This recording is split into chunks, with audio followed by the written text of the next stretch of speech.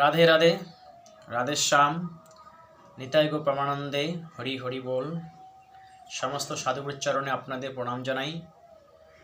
শুরু করি আজকে গীতা পাঠ।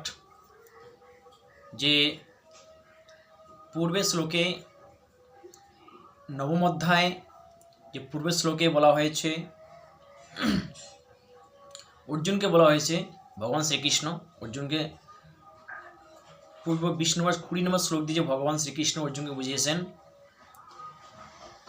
যে 3 বেদে ত্রৈবিদ্যা মাং সমপা পুত পাপা যজ্ঞরিষ্টা সর্বতিং পার্থয়ন্তে তে পুণ্য মাসাদ্য সুরেন্দ্র লোক মশনন্তি দিব্যানুদিবি দেবভোগানো। অর্থাৎ যে 3 বেদে কথিত যে কর্মগুলি অনুষ্ঠানকারী যেগুলো করা হয়, যজ্ঞ অনুষ্ঠান করা হয়, যে কামনা পূর্তির জন্য, কামনা পূরণ করার জন্য যেই যজ্ঞ অনুষ্ঠান করা হয়, সেই যজ্ঞ অনুষ্ঠান ফল লাভ তখন লাভ হয়। দেবতার উদ্দেশ্যে যে কর্মটা করা হয় তারা স্বর্গপ্রাপ্তি হয়। স্বর্গে তারা অনেকদিন ধরে দীর্ঘদিন তারা স্বর্গে বাস হয়। যখন তার পুণ্য ক্ষয় হয় তখন তাকে আবার পৃথিবীতে ফিরে আসতে হয়। তো এবার 21 নম্বর শ্লোকে ভগবান শ্রীকৃষ্ণ এখানে বোঝাচ্ছেন,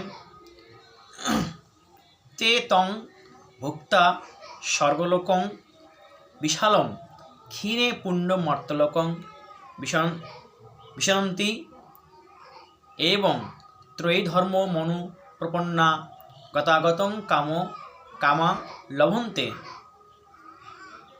অর্থাৎ যে 21 নম্বর শ্লোকে অর্থাৎ এ বোঝাচ্ছে যে তারা সেই বিশাল স্বর্গসুখ ভোগ করে পুণ্যক্ষয় হলে, যে তারা এই যে কর্মগুলো করে, যে পুণ্যক্ষয় হলে মৃত্যুলোকে ফিরে আবার তারা ফিরে আসেন। তো তারা সমস্ত কর্ম যারা করে, যারা দেবী দেবতার উদ্দেশ্যে কর্ম করে, এখানে ভগবান শ্রীকৃষ্ণ গীতায় অর্জুনকে বোঝাচ্ছেন, হে অর্জুন, যারা সকাম ব্যক্তি, যারা নিষ্পাপ ব্যক্তি, যারা যে কোনো দেবী দেবতার উদ্দেশ্যে যজ্ঞ করে, যে কোনো অনুষ্ঠান করে, যে কোনো দেবতার নিমিত্ত কর্ম করে, যারা পূজা করে, তাদেরকেই দেবলোক প্রাপ্তি হয়, স্বর্গলোক প্রাপ্তি হয়। তাকে বেদের যে কর্মগুলি, যে দেবতার উদ্দেশ্যে যেগুলো কর্ম করা হয় কামনা পূর্তির জন্য, যে তারা মৃত্যুর পরে স্বর্গলোক প্রাপ্তি হয়। স্বর্গলোক প্রাপ্তি হয়ে তারা কিছুদিন স্বর্গলোকে থাকে। স্বর্গলোকে থাকার পরে যখন তার পুণ্যটা যখন ক্ষয় হয়ে যায়, যতদিন সময় থাকে তখন পুণ্য যখন ক্ষয় হয়, তখন আবার তাকে এই মৃত্যুভূমিতে, এই মৃত্যুলোকে আবার ফিরে আসতে হয়। তাকে পুনরূপে জন্ম নিতে হয়, আবার মরতে হয়, আবার সংসারে দুঃখ ক্লেশ কষ্ট কত বিপদ আপত্তি তাকে আবার ভোগ করতে হয়, আবার তাকে সুখ ভোগ করতে হয়। কিন্তু তার মুক্তি নাই, তার কল্যাণ নাই।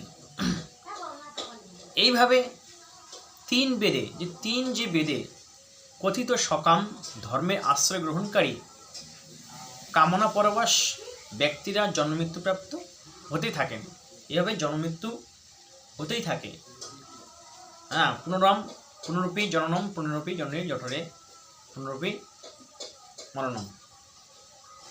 তাকে আবার এই দুঃখ কষ্ট এই দুনিয়ায়, এই জগতে আবার ভগবান তাকে পাঠিয়ে দেন, তার মুক্তি নাই।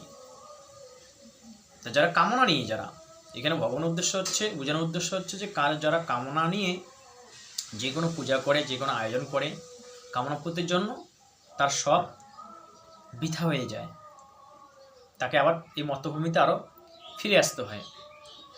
তো ভগবানের উদ্দেশ্য হচ্ছে এখানেই যে একমাত্র তোমরা আমার ভক্ত হও, আমার পূজা করো, কামনা ত্যাগ করে কর্ম করো, কামনা ত্যাগ করো, কামনার ফল ত্যাগ করো, আশা ত্যাগ করো, আর একমাত্র আমার ভক্ত হও, আমার স্বর্ণপন্ন হও, তবেই তোমাদের এই জগতের মানুষের কল্যাণ হবে। এখানে ভগবানের উদ্দেশ্য হচ্ছে এটাই আমাদের বোঝাচ্ছেন। সকাম অনুষ্ঠানকারী ব্যক্তিদের যখন স্বর্গের প্রতিবন্ধক রূপ পাপের বিনাশ হয়, সকাম ব্যক্তি যারা যারা মানে এখানে সকাম বলা হয়েছে কেন, যারা কামনা বাসনা নিয়ে যারা পূজা করে, আয়োজন করে, যত অনুষ্ঠান করে, তাদেরকে বলা হয় সকাম ব্যক্তি। আর যারা নিষ্কাম ব্যক্তি, নিষ্কাম মানে নিষ্কামনা, কোনো কামনা তার ভিতরে নাই, এই জন্য হচ্ছে নিষ্কাম, যে যারা ভগবানের শরণাপন্ন, নিষ্কামনা হয়ে নিষ্কাম প্রেম করে, নিষ্কাম ভালোবাসা করে, নিষ্কাম শ্রদ্ধা করে, নিষ্কাম পূজা করে, ভগবানের আরাধনা করে, তার ভিতরে কোনো কামনা বিন্দুও থাকে না, তার ভিতরে কোনো আশা থাকে না, তার ভিতরে কোনো লোভ থাকে না, লালসা থাকে না, কোনো আসক্তি থাকে না, সব বর্জিত, তিনি সব বর্জিত করেছেন, তাকে বলা হয় এখানে নিষ্কাম ভক্ত, নিষ্কাম ব্যক্তি। হ্যাঁ, তো নিষ্কাম ব্যক্তি, নিষ্কাম ভক্ত যারা, তারা ভগবানকে লাভ করে, ভগবানের ধামে যান, ভগবানের চরণে আশ্রয়ে থাকেন, আর তাকে লাভ করেন, ভগবানকে লাভ করেন, তখন তাকে আর এই সংসারে, এই পৃথিবীতে আর ফিরে আসতে হয় না। তো সকাম ব্যক্তি যে অনুষ্ঠানগুলো করে, যে ব্যক্তিগুলি স্বর্গের ভ্রমণ করার জন্য, স্বর্গে যাওয়ার জন্য প্রতিবন্ধক রূপে পাপে বিনাশ হয়, তখন তারা স্বর্গে গমন করে। স্বর্গে সুখ ভোগ করার ফলে যখন তাদের স্বর্গপ্রাপক পুনর্নাশ হয়ে যায়, যখন স্বর্গপ্রাপ্তির তখন পুনর্নাশ হয়ে যায়, তখন তারা পুনরায় ইহজগতে ফিরে আসে, ইহজগতে আবার এই সংসার জগতে ফিরে আসে। ইহজগতে আসা, এই কামনার জন্যই মানুষের ইহজগতে আসা যাওয়া, এই কামনার জন্যই ইহজগতে আসা যাওয়া চলতে থাকে। তো ইহজগতে আসা যাওয়া অব্যাহত থাকে, অর্থাৎ সংসার চক্রে আবর্তন চলতে থাকে, মানে সংসার চক্রে যাওয়া আসা তার হইতেই থাকে। যেরকম আমরা যদি কোনো কারণে, কোনো ভুলবশত যদি আমরা কোনো কিছু, নিজের সম্পত্তি, নিজের টাকা পয়সা, নিজের কোনো জিনিস যদি হারিয়ে যায়, বা কোথায় আমরা ভুল করে যদি আমরা সেই জায়গায় রেখে আসি, যদি ভুলবশত, তখন আমরা ছেড়ে আসলাম, ভুল করে চলে আসলাম, যখন আমাদের মনে পড়ে যে না, আমার একটা জিনিস হারিয়ে গেছে, আমার অমুক বস্তু হারিয়ে গেছে, অমুক দ্রব্য হারিয়ে গেছে, আমাকে সেই জায়গায় যাইতে হবে, সেই জায়গায় গেলে আমি সেই বস্তুটা পাবো, যে কোনো জিনিস, টাকা হোক, পয়সা হোক, যে কোনো বস্তু হোক, যে কোনো দ্রব্য হোক, যা আমরা ছেড়ে আসি, যেগুলো আমরা ভুল করে ছেড়ে আসি, সেগুলো আমরা কি, তার পিছনে আমরা সেই জায়গায় আমরা যাই সেটাকে পাওয়ার জন্য, সেটাকে প্রাপ্তি করার জন্য। তদ্রূপ এই সংসারে আমরা কামনা যতক্ষণ না শেষ হবে না, ততক্ষণ আমরা স্বর্গের থেকে আবার আমরা ফিরে আসবো, আমাদের ভগবান আবার এখানে দ্বিতীয়বার পৃথিবীতে আবার জন্ম দিবে।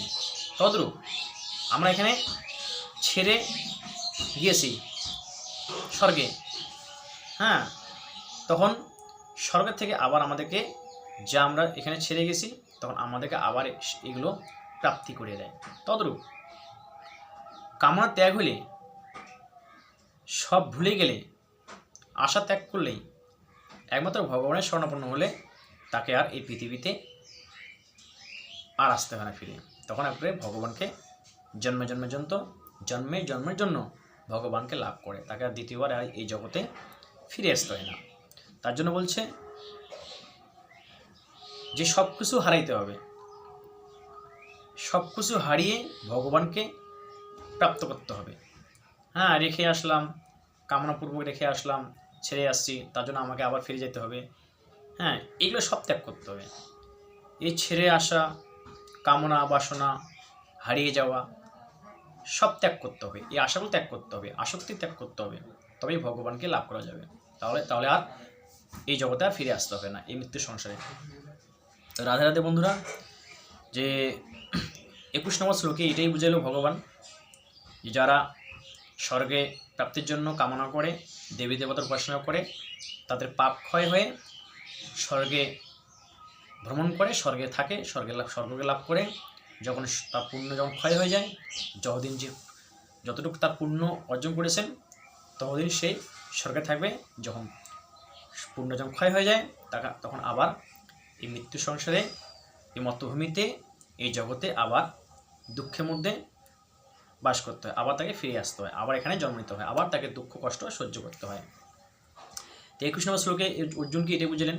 তা আমরা এটাই বুঝলাম যে একমাত্র নিষ্কাম ভক্ত, ভগবানের ভক্ত হইলে, কামনা বর্জিত হইলে তাহলেই ভগবানকে লাভ করা যাবে। আর এখানে ভগবান তাকে দ্বিতীয়বার আমাদেরকে পৃথিবীতে আর জন্ম দিবেন না, তখন তিনি ভগবত ধামে পৌঁছাবো আমরা। তো রাধে রাধে, সবাই ভালো থাকবেন, সুস্থ থাকবেন। আমরা আজকে এটাই বুঝলাম। তো চ্যানেলটি সাবস্ক্রাইব করবেন, শেয়ার করবেন, লাইক করবেন। সবাই ভালো থাকবেন, সবাইকে রাধে রাধে, সবাইকে নমস্কার। সমস্ত সাধুর চরণে আপনাদের প্রণাম জানাই। জয় জয় শ্রী রাধে শ্যাম। রাধে রাধে।